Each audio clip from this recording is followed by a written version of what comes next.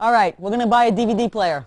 Do people actually use DVD players anymore? I don't know, because I still have that old one. I think I still have an 8-track player, and I don't know what I have. I have these things that I don't know. So I still have old stuff.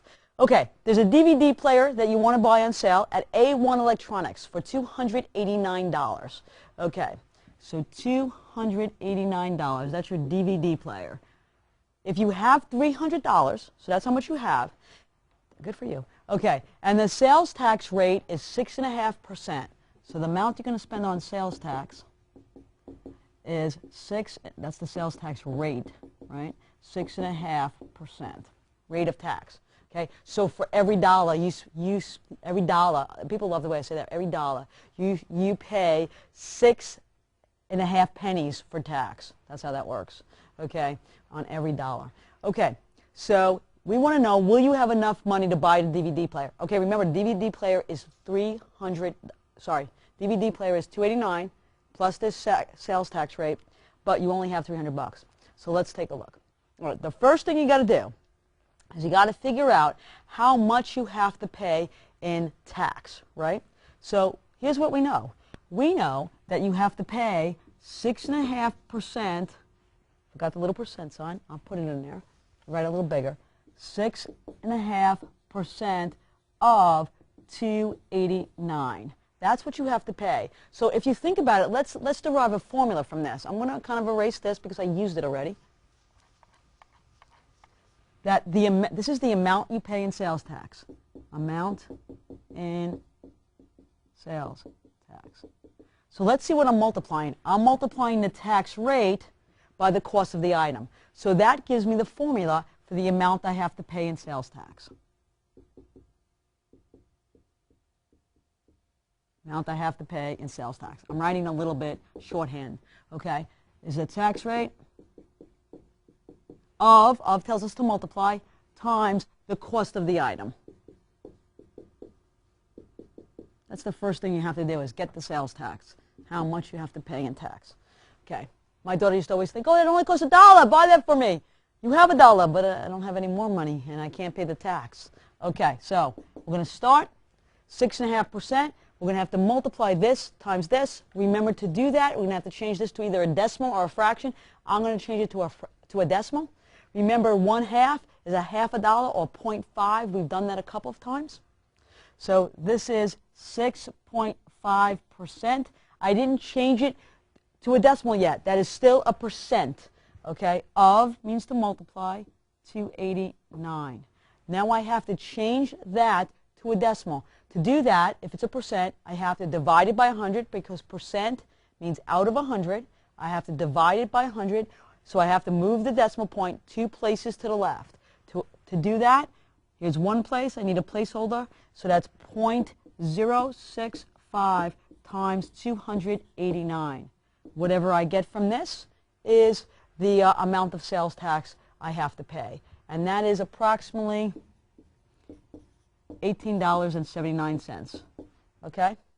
Because I have to round. When I round these numbers, listen, I'm going to round to change. So I'm going to round to the hundredths place because it's changed. Don't give me 18.793. What does that mean? Okay, so I'm rounding to dollars and cents. So the amount in sales tax is approximately $18.79. Now in math class, we do regular rounding. In the real world, they always round up. Anything left over, they round up. So if this came out to, so this is what I'm saying. In math class, if this came out to 0.794, we're rounding to $18.79. In the real world, they're rounding to $18.80. We'd rather not be in the real world. It costs too much money. Okay, here we go. So we know that the amount in sales tax is $18.79. Okay, I'm going to write that down because I have to do the second part of this question. I'm out of board space. Okay. The amount of sales tax is $18.79. Got that? All right. Now, so this is the first formula we had to use. Now we need to use another formula because now here's what we know what we have to pay. Our total cost. Our total cost. Right? Our total cost for us is the amount they said it was, which was $289. That's the cost of the item, $289, plus the amount I had to pay in sales tax, which is $18.79. So let's derive a formula from that. All right? Our second formula that we had to use is for total cost. Total cost equals, right, this was called the cost of the item. Okay, plus the amount you pay, well, I'll call it this, amount in sales tax, which is the amount you pay in sales tax, okay? And this is in your workbook, so amount in so that's the second formula I had to use, okay? Which is $289 plus $18.79. Remember to add these. I'd have to line up my decimal. Plus $18.79. Ready? 9, 7. Make sure, oh, that's a bad job of lining up. Isn't that a bad job of lining up? All right, I'm going to do a better job of lining up. Here we go. 9 plus 8 is 17. Carry the 1. 3. Oh, you cannot buy that DVD player. No way. You don't have enough money. Go call your mother. Okay. It ain't happening today. All right. So that's the first question. So don't think, you don't forget things like sales tax and all that things. Everybody thinks, oh, I have the money to do that. Okay. And don't be silly and go, I'll put it on Visa. Oh, that's a whole nother lesson. All right. So let's take a look at the next question. Mr. Ortiz bought a $21,000, oh, I was going to say 2,000. That's better. $21,950 pickup truck. Miss Ortiz, I'm sorry. I changed the gender. I apologize. She paid an additional $1,646.25 in sales tax. What was the sales tax rate? Ooh, awesome question. So let me show you what we have. We have the amount in sales tax. We have the cost of the item. We don't have the tax rate. So notice, we could actually use this formula right here. Because in a formula, notice, there are 3 unknowns here. 1, 2, 3. Okay, 3 items. If you know 2 of them, you can always find the third one. So before, I didn't know the amount in sales tax, but I knew these 2. As long as I know 2 of the items, I could always find the third item. Always. So here we go. We're going to do this problem. And we're going to use that first formula.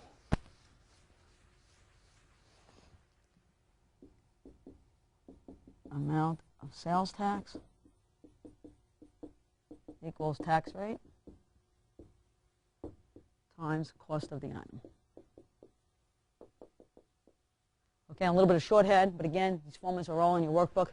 Okay, the cost of the item was $21,950. The tax rate is, I don't know. That's what I'm finding out. The amount of sales tax she had to pay was $1,646.25. Awesome. Remember, this kind of looks fuzzy here. I'm getting this little rash thing going on. All right? Because I like the coefficient in front of the variable, 21,950 x. What do I do? Oh, say it isn't so. I think I have to divide that. Oh, my gosh. I'm going to have to divide. I need the coefficient to be a 1. Good night. Ready? Okay. So this is x equal. Remember to divide. You're actually dividing by this number, so I don't have to move the decimal. It's just a long, very long, tedious job to divide this. But it actually comes out to, believe it or not, 0.075. 0.075. We're going to leave the division to you. Listen, if you can't get that 0.075, ask your instructor. They'll help you. Now, am I done? I'm hoping your answer is no.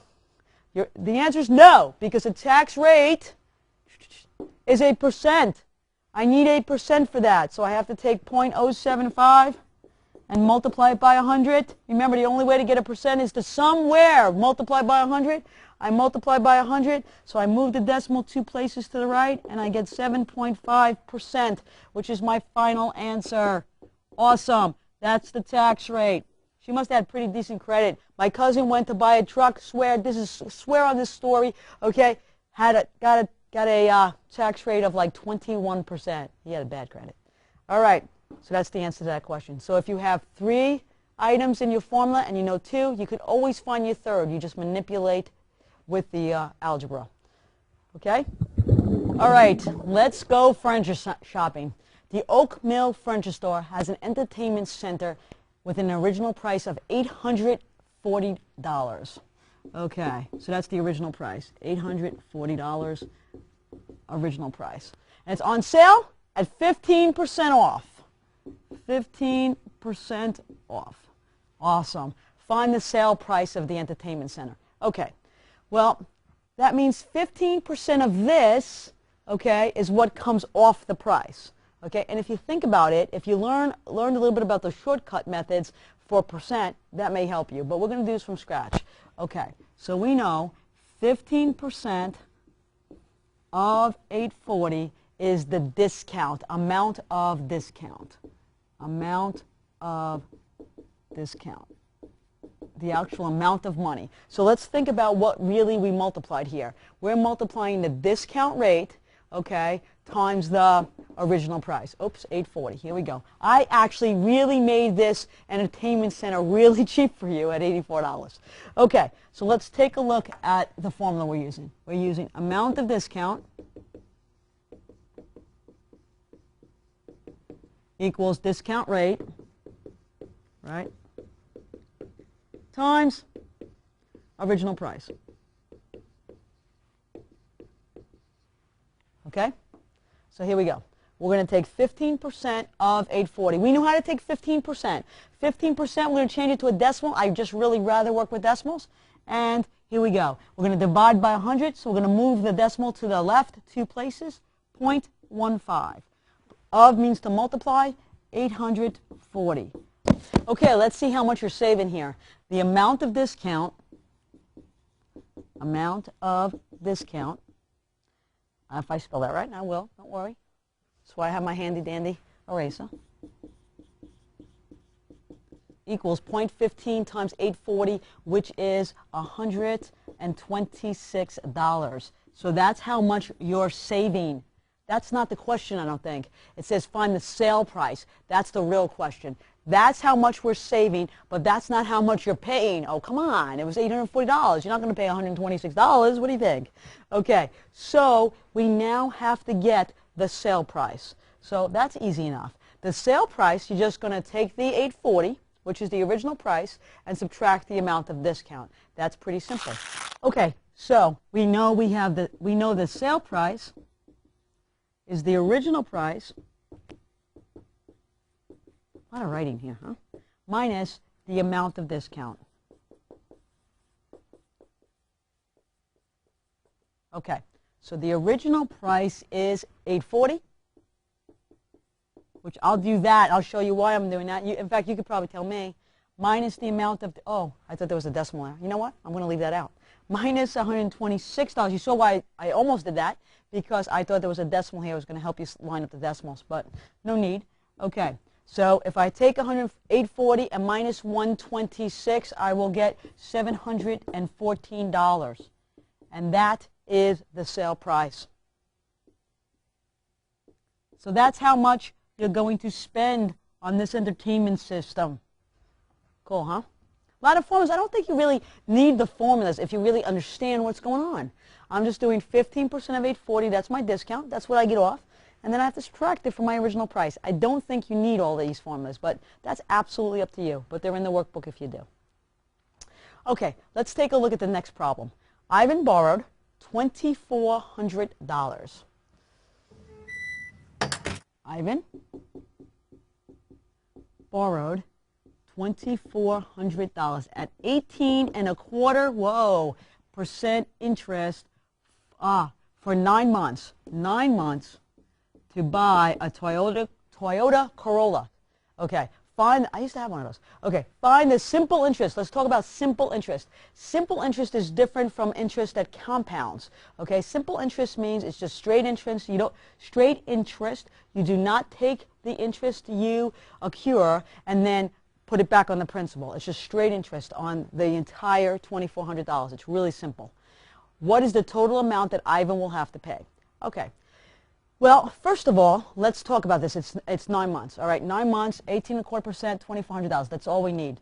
This is called the principal. The principal is the money that you either borrow or loan out. Okay, 8.25% is annual interest. When we talk about interest, we want annual interest. That means per year. And 9 months is the time in which he's going to have this money. Time must be in terms of a year to do these problems. In terms of years, shouldn't have said a year, in terms of years to do these problems. And that information is all in your workbook. So let's take a look.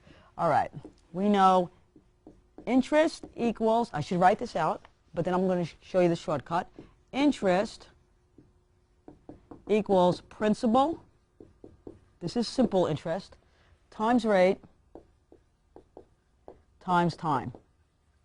Okay, which we call I equal PRT. PRT. Okay, so here we go. Our interest, now here's the deal. We want to know how much this guy actually pays back. Well, first we have to find the interest he has to pay back, and then we have to add that to this $2,400, right? So let's start by finding the interest. The principal is how much he borrowed, $2,400, times the rate, which is 18.25%. Let's talk about this. 18.25%. I want to change this, yes, you guessed it, to a decimal. If I have 1/4 in my pocket, what do I really have? Yes, 0.25, and we've done this a couple of times now. But again, that is not a decimal, that is still a percent. So to change a decimal, to change a percent to a decimal or percent to anything, we have to divide by 100. When you divide by 100, you move the decimal to the left 2 places. That gives us 0.1825. So that's the decimal equivalent to 18.25%, and that's what goes in for the rate. The time, now we got to be careful again. There's so many places you can make an error here. Okay? I'm afraid you're not going to move the decimal here. That's one place. Second place is this 9 months. It's got to be in terms of a year. So let's talk about that. I'm going to erase this so I can talk about time. Okay? Here we go. Time is 9 months, but that's not 9 years. We have to put it in terms of a year. Well, there are 12 months in a year, so put it in terms of a year. We have to do it 9 out of the 12 months. I'm going to reduce that fraction, and we get 3/4 again.